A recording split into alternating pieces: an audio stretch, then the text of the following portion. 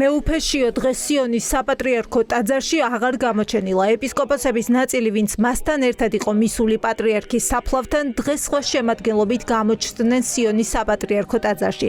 ღამით და დილით აქ პარაკლիս ილია მეორეს მეუფე იაკობი უხდიდა. ის არა სხვა ეპისკოპოსებთან ერთად, არამედ მარტო აღავლენდა ლოცვას. წმინდა სინოდის ერთ-ერთი ყველაზე გავლენიანი წევრი ახლა პატრიარქის არჩევის შესახებ ჯერ დუმილს ამჯობინებს. 2000 სიტყვა გითხარით პატრიარქზე.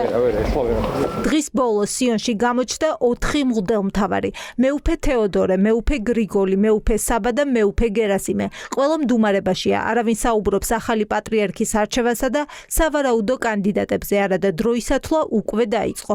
დღეს ძალიან მნიშვნელოვანი ზაგასაყარზე ვდგავართ და ძალიან ბუნებრივია, რომ გავსქერით ხვალინდელ დღეს და ჩვენი ფიქრები მხოლოდ და მხოლოდ თქვენ დაგტრიალებთ. ჩვენ ვეცდებით ყველაფერი გავაკეთოთ იმისთვის, რომ თქვენ მიერ შეკოწიწებული დიდი მოთმინებით, ტანჯვით, წვალებით ეს ერთობა განმომტკიცოთ და რაც თქვენ გაგვიტოვეთ მემკვიდრეობა, იმაზე დავაშენოთ მომავალი, რომელიც გეკადრება თქვენ და რომელიც ეკადრება მრავალწლოვან ქართულ ეკლესიასა და ქართულ ერას.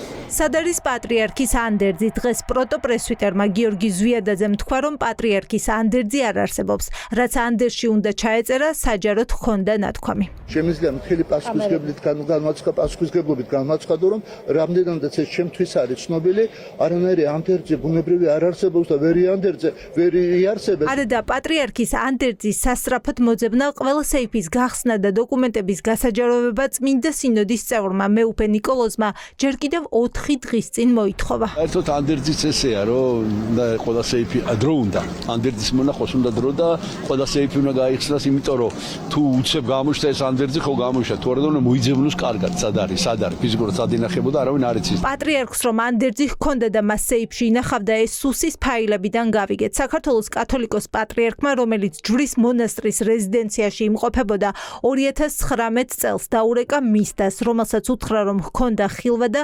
საპატრიარქოში მისი სეიფი გადაემოწმებინა. მაშინ სუსი წერდა, რომ სეიფში პატრიარქის ანდერძი ინახებოდა. ეს გარემოება აჩენს კითხვას, რა ინფორმაციის მატარებელია პატრიარქის ანდერძი. ამ დროს მოსაყდრეთ მეუფეშიო უკვე დასახელებული იყო, ანუ შესაბამისად, მხოლოდ ეს ჩანაწერი დოკუმენტში ვერ იქნებოდა. კათოლიკოს პატრიარქმა ილია მეორემ გადაწყვიტა თავისი ცოცხლეში თავად გამოეცხადებინა წერილობითაც და სიტყვერათაც, რომ მეუფეშიო ყოფილიყო საპატრიარქო ტახტის მოსაყდრე. სინოდს აუცილებლად ეცოდინებოდა, წმინდა სინოდის ხდომაზე ამას აუცილებლად იტყოდნენ. ანდერძი ბუნებრივი არ არსებობს, ამის საჭიროება არ იყო საერთოდ. ბევრ კითხვას აჩენს პატრიარქის დაკრძალვის დღისთვის გაცემული საშვებიც. როგორ ვერ აღმოჩნდა საშვები ყოფილი პრეზიდენტებისთვის. საპატრიარქოში ამბობენ, რომ სიების შემუშავებაში მონაწილეობა არ მიუღიათ და სრულ პასუხისმგებლობას მთავრობას აკისრებენ. ასეთი რამით, რომ ვის უნდა მიეცეს ეს საშვი და ვის არ უნდა მიეცეს, ასეთი რამით არ განსაზღვრა.